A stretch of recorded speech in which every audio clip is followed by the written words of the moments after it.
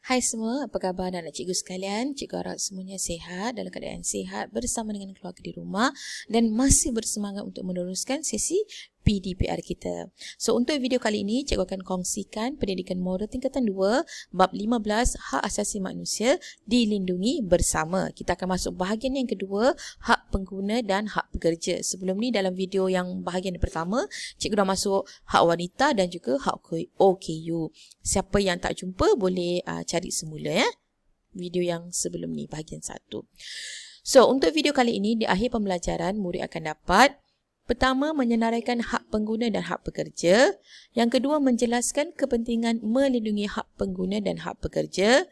Yang ketiga, menghuraikan langkah yang diambil oleh badan kerajaan untuk melindungi hak pengguna dan hak pekerja. Yang keempat, mencadangkan sumbangan yang boleh diberikan oleh badan bukan kerajaan untuk melindungi hak pengguna dan hak pekerja. Yang kelima, menceritakan perasaan jika hak pengguna dan hak pekerja dilindungi. Dan yang keenam, mengamalkan sikap melindungi hak pengguna dan pekerja. Okey, macam biasa untuk isi kandungan, kita akan masuk 5 bahagian. Kita akan mulakan dengan cadangan nilai. Yang kedua, kita akan melihat hak asasi manusia.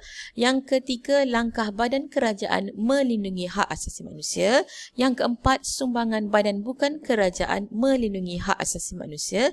Dan yang kelima, peranan sebagai rakyat Malaysia. Baiklah, cikgu ulang semula. Ini ada dalam video yang sebelum ini. Hak asasi manusia ada 4. Yang pertama, hak wanita. Yang kedua, hak orang kurang upaya. Cikgu dah bincangkan kedua-dua ni dalam video bahagian 1 sebelum ini. Boleh rujuk semula. Dan untuk hari ini, kita akan masuk hak yang ketiga, hak pengguna. Dan hak yang keempat adalah hak pekerja.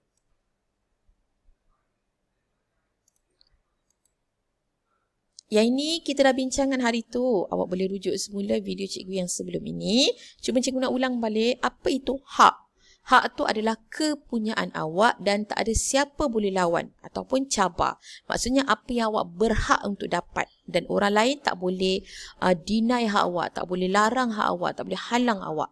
So hak tu ada 2 Boleh rujuk semula dalam video cikgu yang sebelum ni. Cikgu takkan ulang kali ini. Okay, jadi awak kena ingat satu je. Apa itu hak? Hak itu adalah kepunyaan awak, milik awak dan tak ada siapa boleh lawan. Okey. So kita akan masuk yang ketiga. Yang ketiga adalah hak pengguna. Siapa pengguna? Okey. Setiap kali awak berbelanja, tak kisahlah secara tunai, pakai kad, online transfer, Touch and Go, e-wallet, apa saja medium pembayaran, awak dipanggil pengguna. Okey, kita semua ni, awak, saya, kita semua ni adalah pengguna. Okey, apa hak kita? Hak yang pertama adalah hak untuk mendapatkan keperluan asas. Keperluan asas ni awak dah belajar masa sekolah rendah. Ada 3, tempat tinggal, makanan dan juga pakaian. Okey, yang kedua adalah hak untuk mendapatkan barangan dan perkhidmatan yang selamat. Apa itu barangan? Okey, ini semua adalah barangan. Makanan, gadget, handphone, alat tulis, pakaian, kereta, rumah, apa lagi? Apa saja yang awak beli, itu kita panggil barangan. Awak beli dan awak boleh bawa balik, itu kita panggil barangan. Okey. Apa pula? Perkhidmatan. Perkhidmatan ni maksudnya awak bayar untuk mendapatkan servis je. Contohnya kita bayar untuk mendapatkan servis dobi, bayar untuk mendapatkan servis gunting rambut, restoran. Kita bayar untuk mendapatkan servis pusat tuition, pusat servis kereta, klinik. Apa lagi? Awak naik van, awak naik bas sekolah, itu semua kita panggil perkhidmatan. Pergi tengok wayang, pergi taman tema, Sunway Lagoon, Genting Highland, itu semua kita panggil perkhidmatan. Okey? So dua-dua ni, barangan dan perkhidmatan, dua-dua ni kita bayar. Okey, kita bayar. Cara macam mana medium pembayaran tak kisah, tapi dua-dua ni kita bayar. Jadi kita mesti boleh mendapat barangan dan juga perkhidmatan yang selamat. Contoh barangan yang selamat, pada barangan yang kita beli tu dia ada label, dia ada bagi tahu kalau macam ada orang tak boleh makan kacang, so dia ada bagi tahu dekat situ allergic kepada kacang, ada orang tak boleh makan tepung, so dia dah tulis dekat label dia. Perkhidmatan pula contohnya macam kita nak pergi naik roller coaster dekat taman permainan, dia ada ukur ketinggian, maksudnya yang rendah tak boleh naik. Itu semua adalah contoh-contoh keselamatan. Hak untuk mendapatkan maklumat. Contohnya, semua barangan dan perkhidmatan mesti bagi kita maklumat. Macam cikgu cakap tadi lah. Pada label makanan, pada sebelum nak naik roller coaster, itu semua kita panggil maklumat. Okey, kalau pergi kedai Dobi pun dia ada tulis cara nak gunakan Dobi, itu semua kita panggil maklumat. Hak untuk membuat pilihan, maksudnya kalau kita pergi kedai, kita nak beli beras contohnya, tapi kita tak tahu nak beli beras yang mana satu, tu kita nak compare harga, compare kualiti. So masa kita tengah buat pilihan tu, orang kedai tu tak boleh marah-marah kita. Cepatlah pilih, cepatlah beli, cepatlah beli. Tak boleh. Sebab itu adalah hak kita untuk membuat pilihan. Kalau kita tak nak beli pun, itu hak kita. Okay, kita dah tengok tak jadi nak beli, itu hak kita. Kita tanya dekat dalam Facebook, tanya iklan, tapi kita tak nak beli, itu adalah hak kita. Yang seterusnya, hak untuk menyuarakan pendapat. Okay, ini contohnya macam kalau awak beli makanan dekat Grab Food ataupun Food Panda, kan ada di tempat untuk tulis review. Awak nak bagi tahu makanan tu sedap ke tidak, bagus ke tak bagus, rider dia hantar lambat ke cepat. So kita boleh suarakan pendapat kita. Okay, tapi janganlah, orang kata apa, janganlah pendapat yang tipu, pendapat yang jujur. Okay. Apa kepentingan untuk melindungi hak pengguna? Pertama, melindungi pengguna daripada menjadi mangsa eksploitasi pengeluar. Pengeluar ni maksudnya siapa yang hasilkan barangan, siapa yang hasilkan perkhidmatan tu. Eksploitasi ni maksudnya penipuan. Okay, kita tak nak jadi mangsa penipuan pengeluar. Yang kedua, melindungi pengguna daripada bahaya yang boleh mengancam keselamatan dan kesihatan. Dan yang ketiga, membolehkan pengguna mendapat maklumat yang jelas tentang sesuatu barang. Ini dapat daripada maklumat tu lah. Okay. Ini kita dah tengok barangan, ini kita dah tengok perkhidmatan. So, langkah badan kerajaan untuk melindungi hak pengguna. Pertama, mengumbal Akta Kawalan Harga 1946 pindaan 1973 untuk melindungi pengguna. Yang kedua, menubuhkan Kementerian Perdagangan Dalam Negeri, Koperasi dan Kepenggunaan KPDNHK. So ini adalah portal rasmi, ini adalah logo dia, Kementerian Perdagangan Dalam Negeri dan Hak Ehwal Pengguna. Kalau awak masuk dalam website dia, dia akan ceritakan semua benda ni pada kita. Kita ni sering ditipu dekat sini. Perkhidmatan, harga, kadang-kadang kedai ni jual RM2, kedai sana jual RM2.50. So itu kita panggil penipuan harga lah. Penipuan transaksi internet, jualan bahan petroleum, tiada tanda harga pun salah. Okay? Jadi mereka ni adalah orang yang akan kontrol benda-benda ni. Okay, kalau ada masalah, kalaulah kita ni menjadi bangsa, kita boleh buat apa? Okay, kita boleh pergi kepada Tribunal Tuntutan Pengguna Malaysia. Jangan report pada polis. Polis pun akan suruh kita pergi report dekat sini.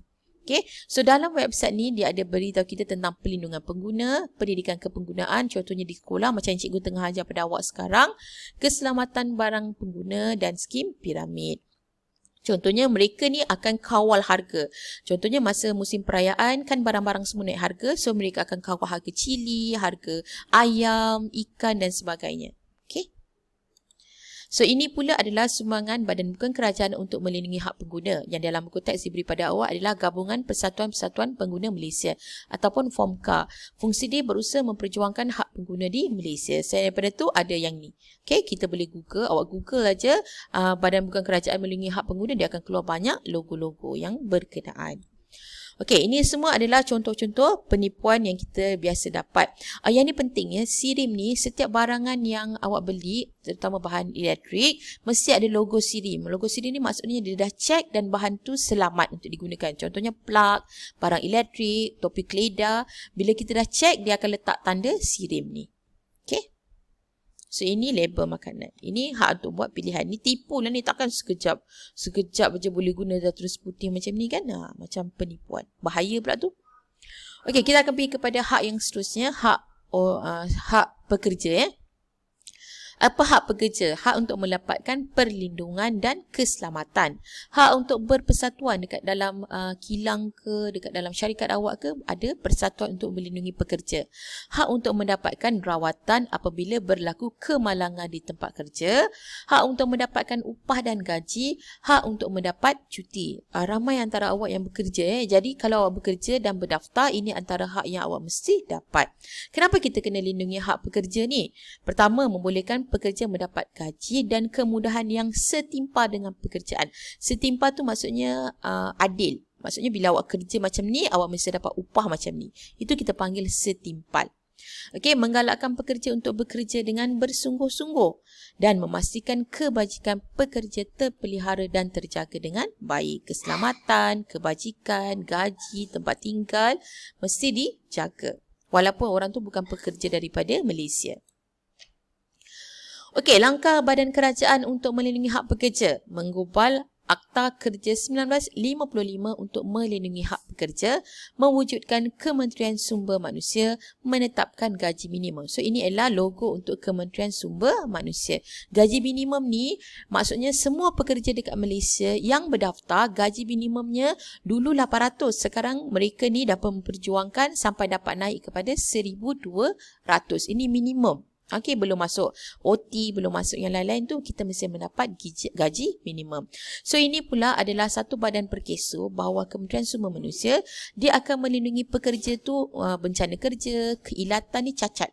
Okey, insurans pekerjaan, pekerja domestik dengan pekerja asing. Domestik ni pekerja Malaysia, pekerja asing ni pekerja daripada luar negara lah. Pekerjaan sendiri, mereka akan melindungi kalau ada aksiden masa bekerja atau kemalangan di tempat kerja. So, kita boleh membuat tuntutan dengan perkeso. Ataupun kalau mereka tu tak boleh bekerja, contohnya kudung kaki, buta, paralyzed, okay, kita boleh mendapatkan bantuan daripada perkeso. So, dia melindungi pekerja. Contohnya macam baru-baru ni kita ada untuk COVID-19 ni kan, ramai orang tak boleh bekerja. So, kita ada plan-plan untuk membantu pekerja dan juga majikan. Ini pula sumbangan badan bukan kerajaan untuk melindungi hak pekerja. Contohnya MTUC, membela nasib pekerja dalam isu seperti penyelarasan gaji. Ini maksudnya gajilah pampasan dan pemecatan pekerja tanpa sebab yang munasabah. Contohnya bila pandemik ni berlaku, KLIA, MAS, AirAsia, Melindo A terpaksa buang ramai pekerja. So, mereka ni tak boleh buang macam tu saja, mesti ada pampasan. Okey, pampasan ni maksudnya ganti rugi sebab mereka terpaksa dibuang kerja. So, selain daripada MTUC, ada NUTP ni untuk guru-guru, karyawan ni untuk orang seni, orang filem, QPAX ni untuk pekerja semua, SME Info ni adalah untuk kedai-kedai kecil, okey, perusahaan-perusahaan kecil. Okey, ini contoh-contoh artikel yang ada tentang pekerja. Okey, yang ini baru-baru ni harta doktor. Maksudnya doktor-doktor ni kerja teruk sangat. Frontliner kerja teruk sangat. Tapi mereka ni tak diberikan pampasan yang setimpal dengan kerja mereka. Kerja teruk tapi tak boleh ambil cuti, tak boleh dapat kemudahan gaji yang setimpal. Okey, ini adalah contoh-contohnya. So, ini kemalangan di tempat kerja. So, mereka yang ada kemalangan di tempat kerja ni, bila mereka mendaftar, mereka boleh mendapatkan bantuan daripada perkeso untuk bantu mereka, ya. Okey, apa peranan kita sebagai rakyat Malaysia ni? Okay, ini cikgu dah buat hari tu, kita ulang semula. Melaksanakan kewajipan untuk membantu golongan yang memerlukan seperti OKU, wanita miskin, menghormati hak wanita, pekerja, OKU dan pengguna, melibatkan diri dalam aktiviti atau program badan kerajaan dan badan bukan kerajaan, membuat aduan. Ini penting. Kalau kita tahu ada penderaan, ada diskriminasi dilakukan terhadap OKU dan wanita, kita buat aduan. Okey, kat mana? Google aja. Untuk wanita ada nombor telefonnya, untuk OKU ada nombor telefonnya. Membuat laporan sekiranya ternampak penipuan yang dilakukan oleh peniaga kepada pengguna. Ini kita boleh gunakan Tribunal Aduan Pengguna, yang cikgu dah tunjukkan sebentar tadi. Okay, so bila kita dapat membantu melindungi hak pengguna, hak pekerja, apa perasaan kita?